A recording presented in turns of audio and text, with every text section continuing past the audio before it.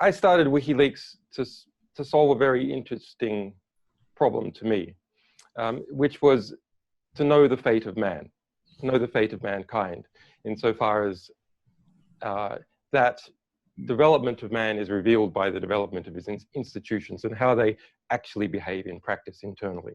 And the great political struggle of mankind, insofar as it's been rational, and we all know politics is largely irrational, but the irrational part, I feel, is sort of random. And the rational part is based upon what we know about ourselves, what we know about each other, and what we know about how human resources are distributed and how human institutions behave and what sort of internal and external rules we engage in. So that's the purpose of WikiLeaks, to try and understand mankind, and then from that we can perhaps produce a better, or more realistically put, less worse human civilization. But that's changing. Mankind, in some sense, just having a small glimmer of understanding about how it is progressing through the world, I think is now almost completely eliminated. And not in the way that I expected. We actually have access to much more knowledge about how we work than we ever did before.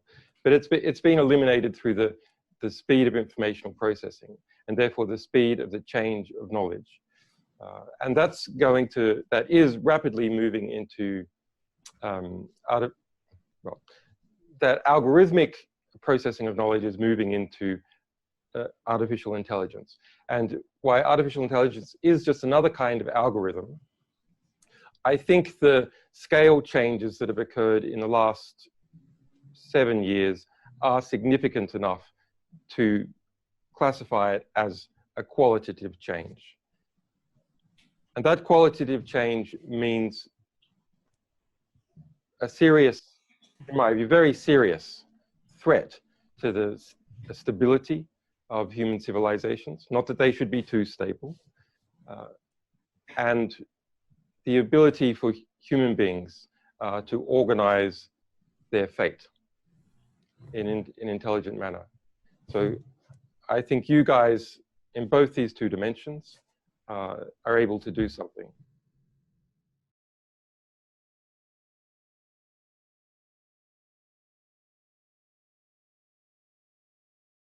The interesting stuff I can't describe because I'm in an adversarial relationship with a number of states, a really serious adversarial relationship. And then the situation for detained people. And I have been detained in prison under house arrest and in this embassy without charge at any time in this country for almost 8 years now. And the difficulty for people who are detained in one form or another is monotony, absolutely. So I try and make each day as different as possible, as it possibly can be. And it's never different enough for me.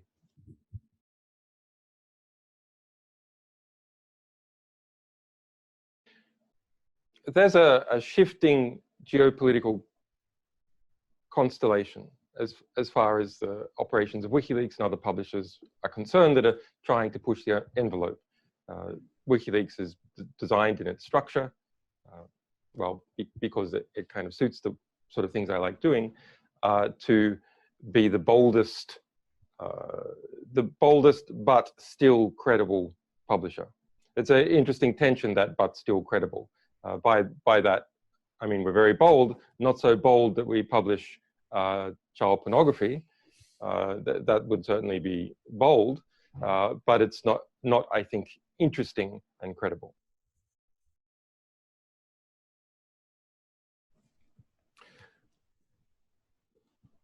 Coming out of my experience with dealing with governments and in computer security industry, I got into encryption. I became an encryption engineer and ran a number of small companies and consultancies. And after a while, I viewed that the universe was hard enough to understand for human beings without going around encrypting it all the time.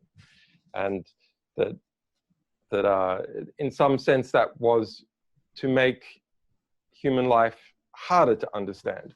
And while I understood, and even in fact come back, I suppose, to embrace that earlier philosophical position of mine, that in a computerized civilization, encryption is the fundamental building block of liberty. I think that is clear, though interesting philosophically as to why that is so. So I then instead thought, well, I should really tackle trying to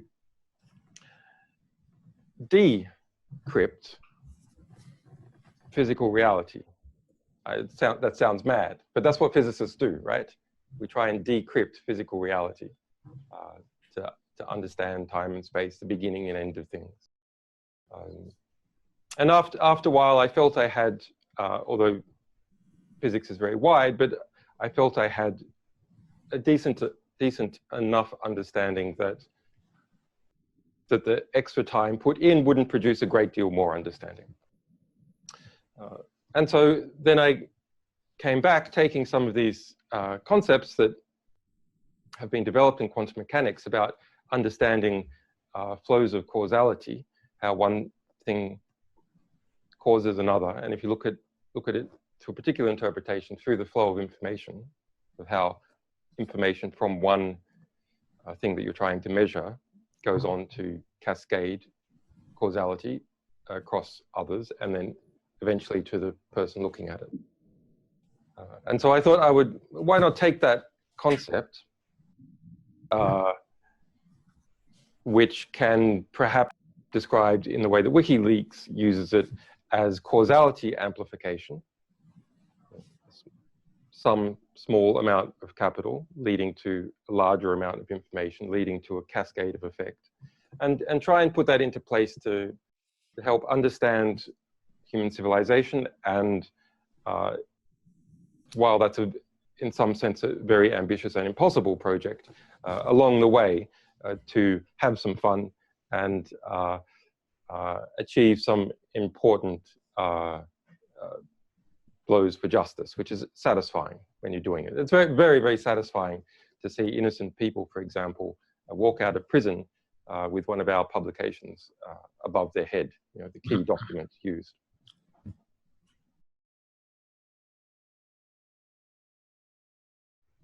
Back in 2007, when I launched WikiLeaks, I don't know if people can bring their minds back to the cultural dynamics on the internet at that time.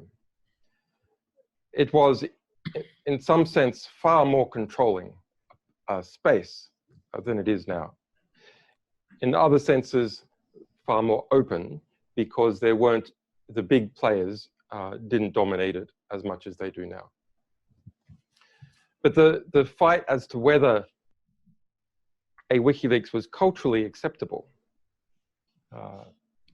hadn't been had yet. And through succeeding in that fight and defending the organization, we became, in a very unusual way, part of the status quo. Not of the status quo of establishments, obviously. Many establishments are opposed to us because public secrets, and all establishments are in some sense hypocritical and rely on keeping a different interior world to an exterior presentation. But WikiLeaks became a culturally established, such that there would be a tremor sent through the broader internet culture, which is now the broader Western culture, if WikiLeaks were to disappear. And that's a very difficult role to be in. What would it mean? It would mean that essentially the envelope for publishers and freedom of speech and the rights of citizens versus institutions and establishments would suddenly contract. So I personally and WikiLeaks are partly in the business of keeping the envelope wide, being that avant-garde where we're constantly crashing up against icebergs, constantly, trying to to smash through the ice, or at the very least maintain position, so that behind us there is a widened cultural space for liberty, broadly speaking.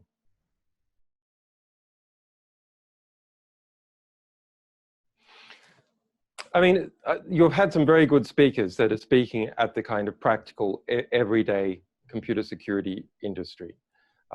So I'm not going to do that, probably because I wouldn't be that good at it. The WikiLeaks has a threat model, but it's an it's a very high threat model. Absurd, in fact. I mean, the UK government, by 2015, by the middle of 2015, admitted just one department alone had spent £12.6 million. It was very embarrassing, on surveilling me. It was very embarrassing, and so in response, they classified the budget. So the budget figures have not been released, and they certainly haven't been released for others. So that's a high threat level environment.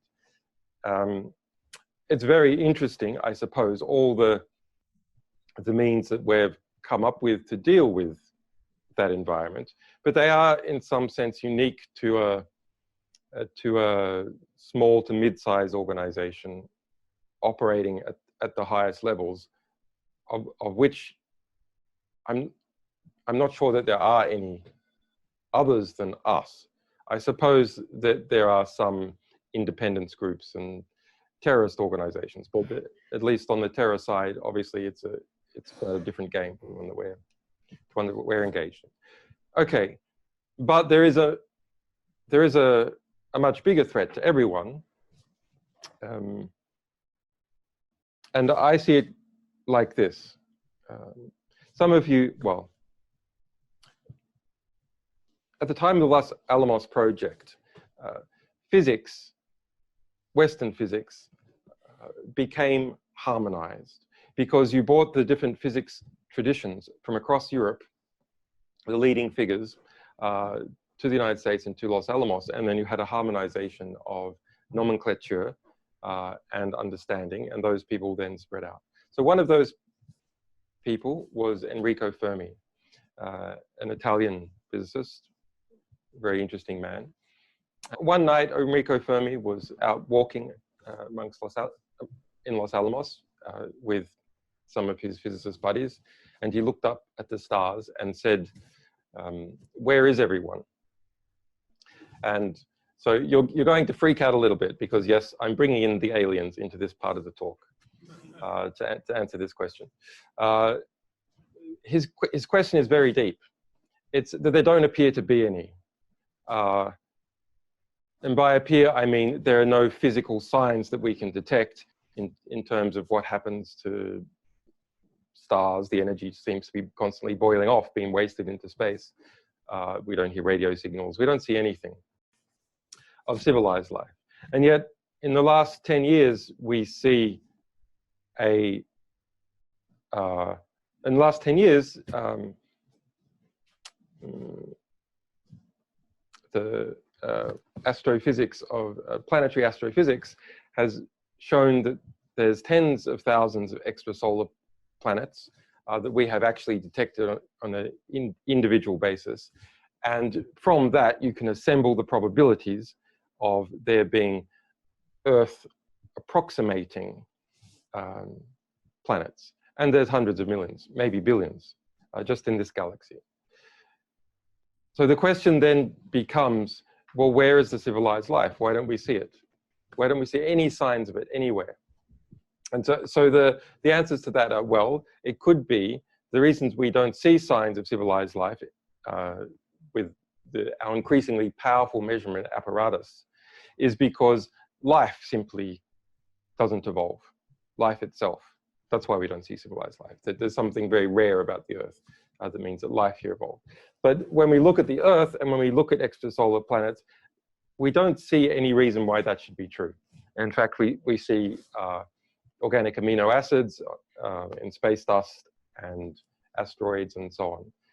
And we know that asteroids cross-pollinate. For example, there's asteroids here from Mars, bits of Earth has gone to Mars, etc. when we get hit by an asteroid and stuff flies off, etc. So there's quite a lot of reason to believe that the basic building blocks of life have spread widely. So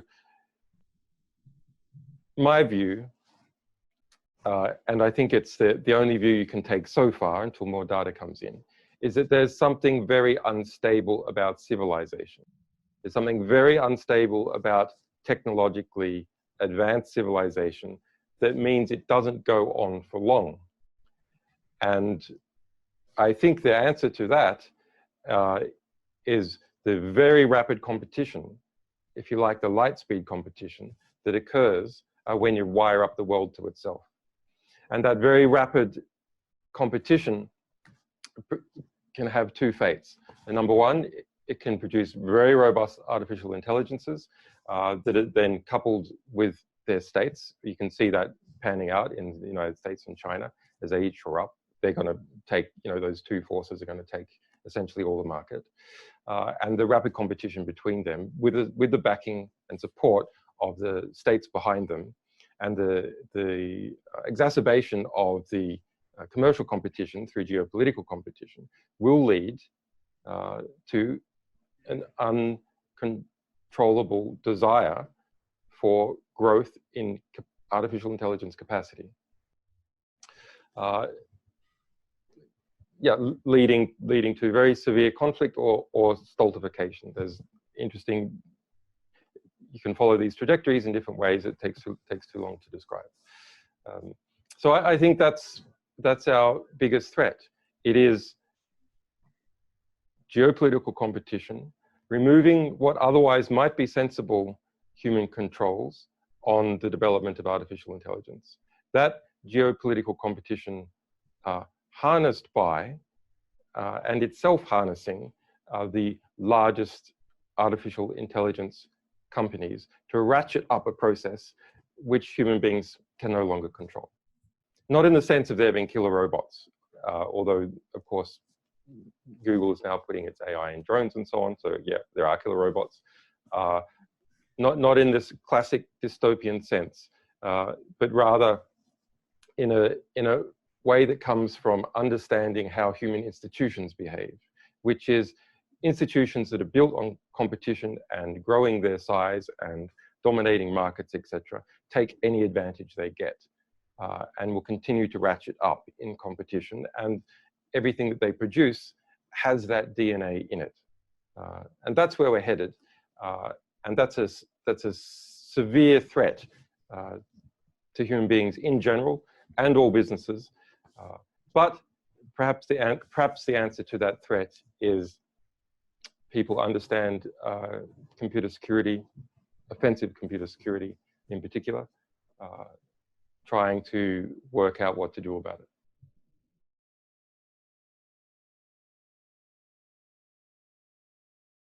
The nation states haven't been around that long. Most people don't understand that the Westphalian system has only been around for about 400 years. And in fact, most nations, not states, but nations, communities of people, were not even in the Westphalian system for a long time.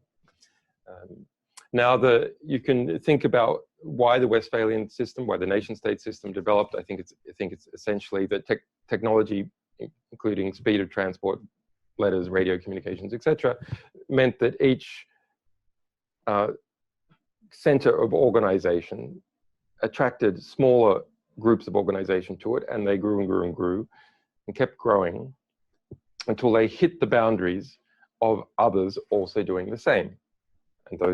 And then there was conflict, and then borders were constructed either through, well, unless they were natural borders arose as a result of trying to dampen down the expense of that conflict.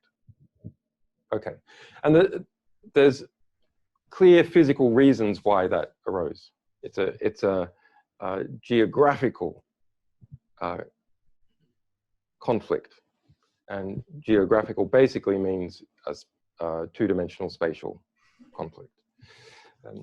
But the internet has no two-dimensional spatial nature. So instead, what you see with the conflicts that occur through internet-based organizations, and states are increasingly moving onto the internet, is a kind of interdigitization of conflict. That is, there's no border. There's no border, and it's 220 milliseconds from New York to Nairobi. So why would there ever be peace in such a scenario? There's no border of peace within which there's greater cooperation. That's not easy to construct. Now, with cryptography, to the degree that it's well engineered, you can create some kinds of borders. In fact, that's what all institutions that are surviving on the internet and anarchic international space are doing. They're creating their own borders using cryptography. But the size of the attack surface for any decent sized organization, and the number of people and different types of software and hardware that it has to pull inside itself means that that's very, very hard to establish. And things are moving so fast that I don't think it's really possible for organizations to come up with borders that are predictable enough and stable enough to eliminate conflict. Therefore, there will be more conflict.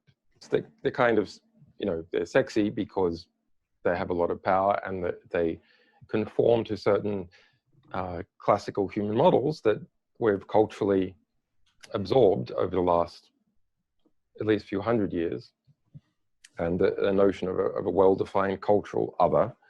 But I think they're small players, really small players in this game as it goes forward. I mean, you look at what Google and Baidu and Tencent and Amazon, Facebook are doing in their basically mass open cut harvesting of the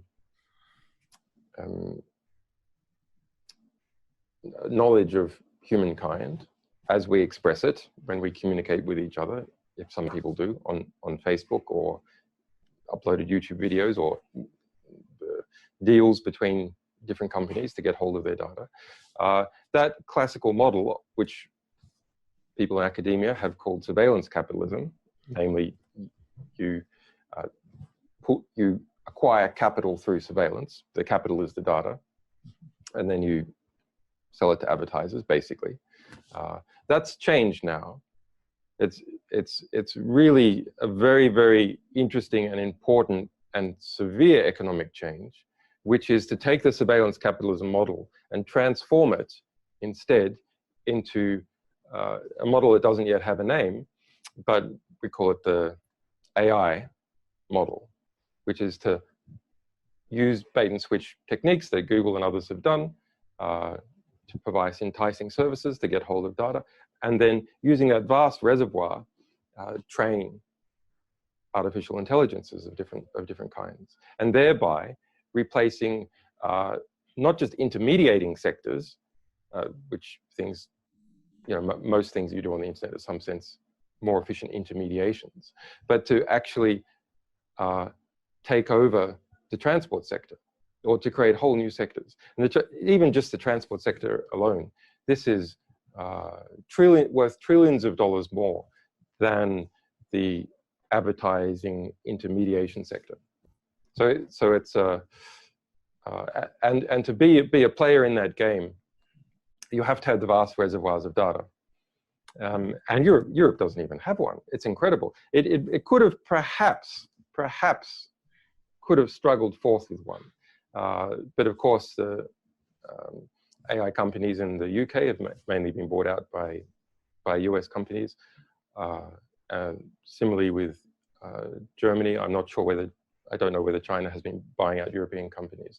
But if you look at things like the European privacy legislation and the tradition of privacy, not so much from UK, but emanating from Germany and Germanic Europe culturally, that while it's kind of dear to me as someone who understands about the importance of privacy, It has meant that a European company has not been able to emerge, although I think there's other reasons as well why it hasn't, that could harness all the data of Europe, pull it together, and use that to train artificial intelligences in the way Chinese and American companies have.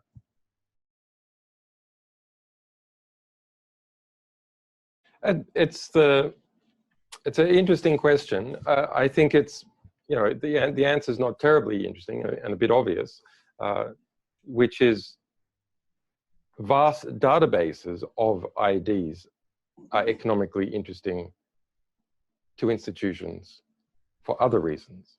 And the centralization of those vast databases then makes the marginal cost of stealing each ID lower.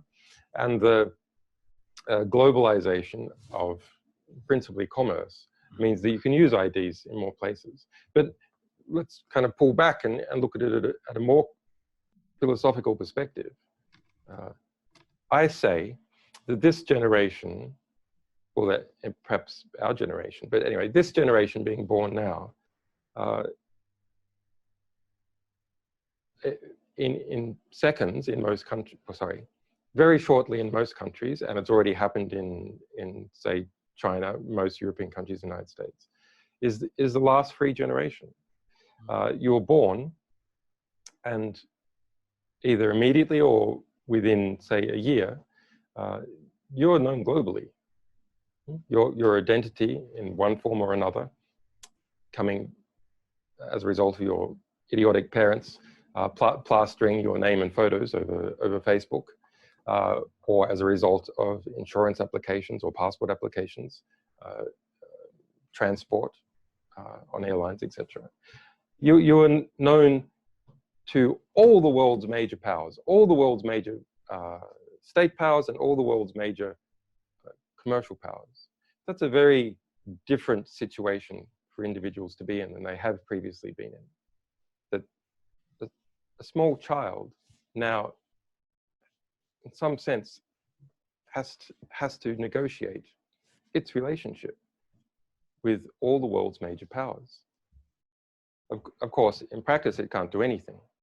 Its parents are not managing that negotiation. But it puts us in I think, a very different position in the sense that very few, in fact, maybe only a few people in this audience, very technically capable people, are able to live apart, to choose to live apart, to choose to go their own way.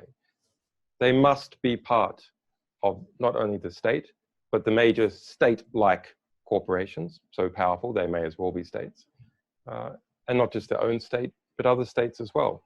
That's a significant change, cultural change for humanity.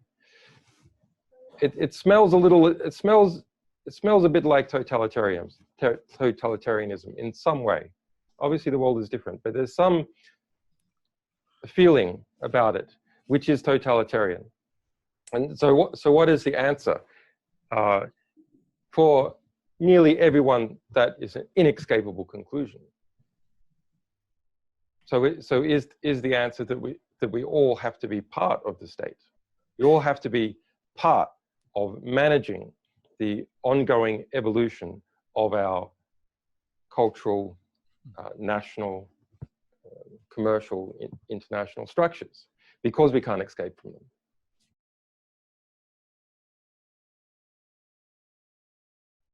Well, I mean, journalists have one of the lowest approval ratings of all professions. I think the last study in the United States was about 25%. I think lawyers are just slightly lower. Congressmen are way lower. And just about everyone else is higher. Why is that? Well, it's a sad thing. It's a really sad thing. As someone who loves to document how human civilization actually works, we're in constant warfare with those people who are trying to distort the understanding of how human beings actually behave. including distortions by proxy, which is to come up with nonsense about WikiLeaks or me. I mean, there's been a lot of there's a lot of amazing plots that we've uncovered, in one form or another. I think my the favorite allegation is that I'm a cat torturer.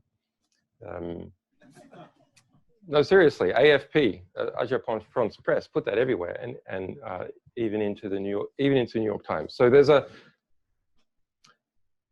I don't really know where to start for people who aren't familiar with this kind of disgusting machine that the media is and how it works. Perhaps it's enough to say that most human wars have come about as a result of lies. And that seems absolutely clear in democracies, that democracies have to be lied into war. It's a very serious ongoing problem. It has resulted in the deaths of millions of people in the last 50 years. And you can do a calculation. How many deaths is each journalist responsible for? And I did it in the United States because, not meaning to pick on it, but there's figures for the total number of political journalists. It's about 5,000.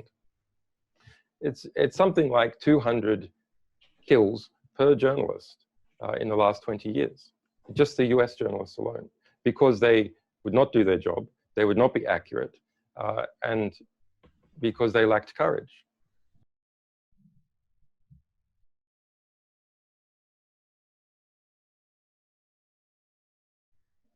No, this is another one of these propaganda talking points. Not to criticize you, I know you're trying to give me something to bounce off. But the United States government had to admit under oath in the trial of Chelsea Manning in 2013 that it could not find a single instance of someone who had been physically harmed as a result of our publications to that point. Now, I should say that if you work on an industrial scale, everyone knows you work on industrial scale, then the world is big. And there's a lot of reverberating dynamics that you can never properly play out. It's the same for car manufacturers, it's the same for big publishers. But thus far, there's no example of that happening for us.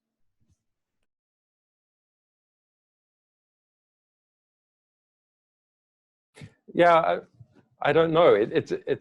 No, I mean, I do know, but I don't know what I should answer in response to that question. It's an interesting diplomatic back and forth about, well, really about in my view, the alliance structure, the Western alliance structure between the United Kingdom and the United States. That's caused problems for many people in the UK for a long time with injustice in relation to extradition cases, and quite a bit of prestige as well, quite a bit of state pride involved. States never liked to be forced to follow their own rules. In fact,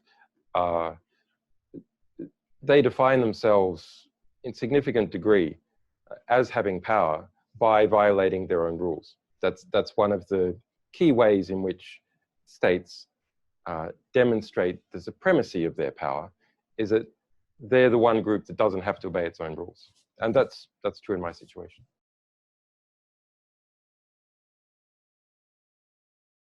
In the 10-year period is hard to predict. And that's the big problem. I don't see the National Security Agency, GCHQ, Five Eyes Alliance more broadly, France a bit, Russia a bit, China mostly domestically, have been engaged in mass surveillance. And the Five Eyes countries for, well, serious computational mass surveillance about 20 years. That's something that is of such scale that it strategically affects the development of human civilization. In fact, it's called strategic interception for exactly that reason. Now, strategic interception is slowly being degraded, and that was a very important thing to do, because, and I guess some people can't see the reasons, but as the majority of the world's populations threw itself onto the internet, we merged our human societies with the internet. So the result is that whatever the security structure of the internet, our human societies also became part of that. And that structure was, in part, mass strategic interception. Now, I worked on this for years, many other people as well, and we had a really big hit in 2013 with the Edward Snowden revelations that smashed that into the consciousness, not of the average person. I think that was a negative, actually, because they all became paranoid about what they were saying and became fearful and conformist. But we smashed that into the minds of engineers. And engineers thereby felt ennobled, and that they were part of the flow of human destiny by including encryption into the communications protocols. So that has checked a very dangerous development. And we're left then with the other dangerous developments, of which, the important ones are the ones that I described. I don't think that now, and perhaps in the next 3 years, we're going to see computer hacking at scale. People talk about it as if it's happening at scale at the moment. It's not happening at scale, not compared to strategic interception. But the AIification of computer hacking is something that will happen at scale because you're automating it. Now, within AI, how you train AIs for discrete problems, and computer hacking, many aspects of it is a discrete problem. There hasn't been significant progress on, in my view. What there has been enormous progress on is how you kind of map through a space which is in between a fluid problem and a discrete problem. And so an example of a space like that is the game of Go. That's a very good example toy space where each step in Go is discrete, but you've got enough pieces and enough board that it almost starts to become a fluid. And when you assemble all the computer hacking techniques together, there's so many and so many targets that now you're starting to look like, now you have a search space that starts to look more like a fluid. And these search spaces we can increasingly conquer. And when you have very large computer programs, and I suppose when you fuzz large computer programs, if they're large enough, you have enough discrete chinks in the attack surface that altogether they're more like a fluid. So I think inevitably we're going to see this AIification of computer hacking attacks, and that will then be merged with other search spaces. And those other search spaces look like, well, what is the informational space? Because in the end, what you really want is machines and human beings to make particular decisions. So you bring to bear, you acquire as much knowledge as possible, and then map it back in onto the actors whose decisions you want to affect. And so there's a lot of talk about hybrid warfare. some of it legitimate, some of it overblown. It's actually been something that's been around for many, many years. But I think this notion of bringing together different search spaces in AI that are large enough to have a semi-fluid property means that you can then go through the search spaces of all of them together. And that can produce something very powerful and, from a human perspective, completely incomprehensible.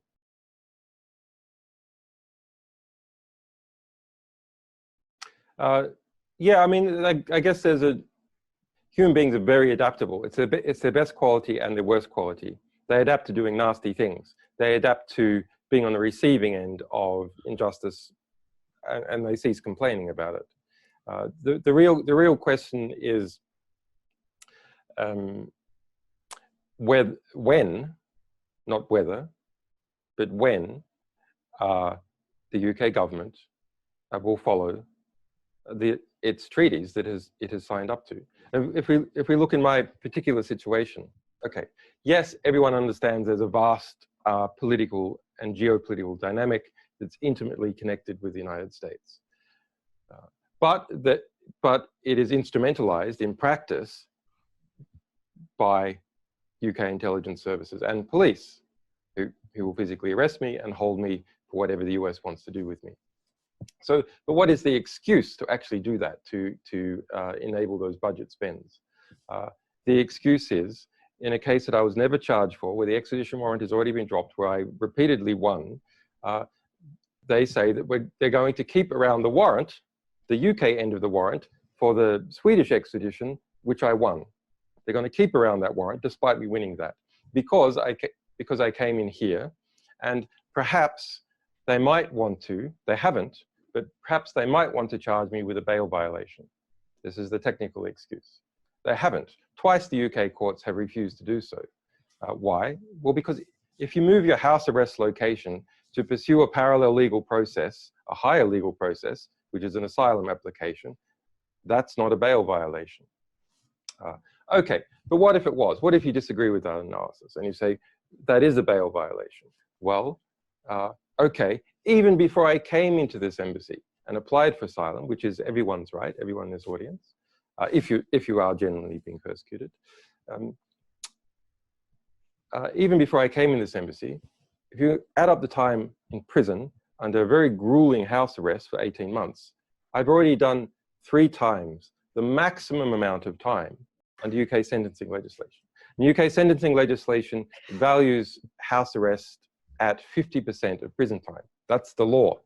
So there's, not only is this a bogus warrant that it has no purpose, if you, as the judge did a couple of weeks ago, they say, well, maybe if he came to court, I might want to charge him. So that's why I need to keep that warrant around.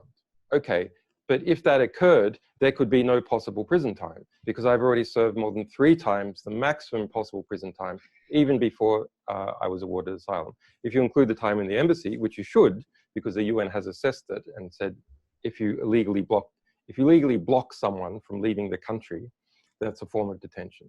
That would be 10 times the amount. So the real question is, when is the UK government going to uphold the treaty obligations that it has signed and uphold basic justice principles within UK law?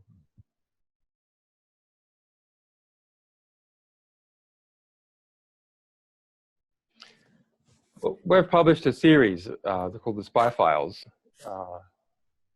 that documented these conferences, private government conferences, where the different mass surveillance vendors and targeted hacking vendors like Gamma Group present their wares. And actually, there's quite a lot to be gleaned from that. And whenever you're talking about a big, well, a sizable industrial sector, it's impossible to really hide its shadows now. You always see the shadow. You don't always see the thing, but you can see, you know, a little shadow of a foot sticking out somewhere. And through that, you can map out some of the contours.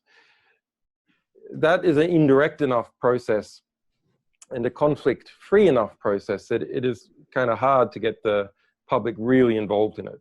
We had done all that, for example, before the Edward Snowden publications. And the conflict in the Edward Snowden publications is what really drew people in, because it's not simply that WikiLeaks was saying it was important, or Glenn Greenwald was saying it was important. It's that the President of the United States was saying it was important. Look, this is an outrageous situation. And so people went, oh, so power is concerned about this, therefore it in itself must be powerful. Yeah, I think it impinges on a deeper question, which is, the world is complex. How much of it do you need to know directly, and how much of it can you delegate?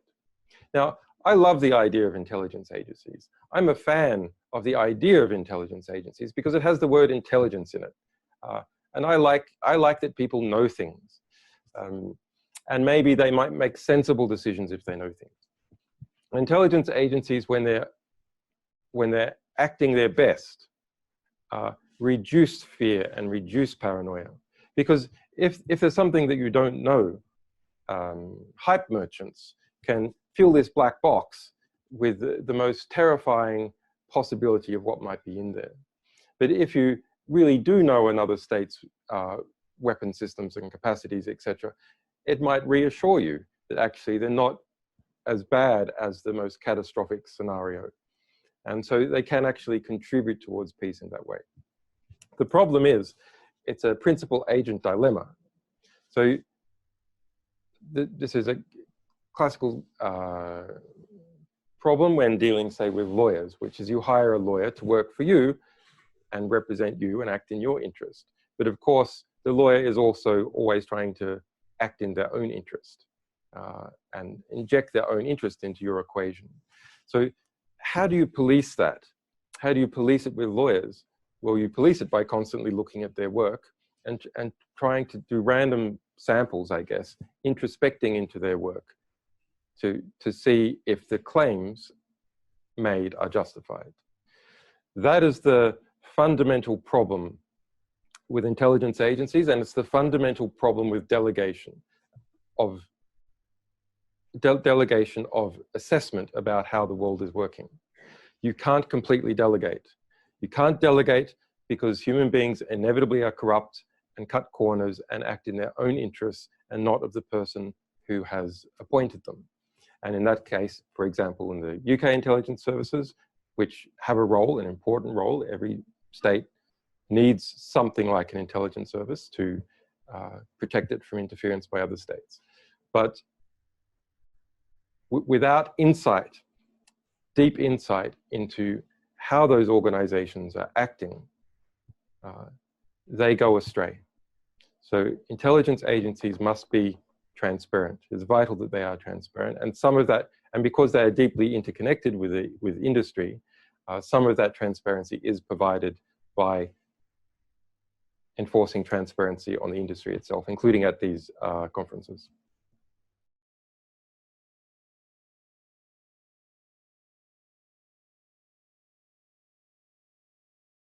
I mean, it's a big dilemma. One of our lawyers, who of course we will have to educate them about, different counter surveillance techniques. But they said, "God damn it, you know what we should do? We should like buy up some chunk of Madagascar or Patagonia or somewhere and just ban every electronic device from it. It's like a radio wave electronic, well, high intensity radio wave, free area because of that constant buffeting that we have by principally commercial organizations trying to harvest our interactions with the world." That's the that's the principal economic model that all these AI companies have had and the traditional surveillance capitalism companies have had. And the number of degrees of interaction, so what do I mean by that? If you kind of imagine a space of interactions, the number types of interaction, the frequencies of interaction between you and everything else in the space, is dramatically increasing. And in a way, you can consider each one of these degrees of freedom is kind of like a triangulation. So to triangulate something in a two-dimensional space, well, okay, you just need two directions, two signals, directional signals. But we are giving off, if someone is using a mobile phone, for example, we're probably giving off a couple of hundred of these on average per second. Something like that. Maybe not quite as, maybe a dozen, perhaps. Although if you do video, of course, there's vast amounts more. So anyway, between dozens and hundreds of measurements, we are emanating constantly. And so if you collect those together, you can effectively triangulate someone's activities and behavior. And I don't think by chopping out many of them or adding kind of chaff, cover, that you can make that much of a difference. And increasingly it's less. And in terms of the Internet of Things, there's research prototypes now, which I assume are being used by intelligence agencies, of very small electronic circuits that you can just put in paper or put in paint or on the walls that are powered by the GSM stations. And they operate as the GSM radio wave passes through them. It gives them enough power for a very small amount of time to do things. So obviously that tendency is going to continue. It's not like the Internet of Things. It's if you like, intelligent evil dust scattered everywhere, like confetti in everything. So I think it's increasingly hard for human beings to work out how to deal with that. And the only way I can see is that we've got to securitize this problem. Computer security industry is it's been engaged in outrageous securitization for a very long period of time, hyping up threats, etc. I get how the game is played. It needs to be securitized in a different way. We need to securitize by securitize, I mean, you turn something into a threat and thereby change behavior or get economic gain from it. So we need to securitize the threat to elites by these developments. The people who run these companies, it's a threat to them. It's a threat to the most powerful people in society. And to eliminate the notion that there's a place that powerful people can hide from, or skilled people can hide from this phenomenon. And that's the way to get all those people who have an ability to make a difference, to make a difference.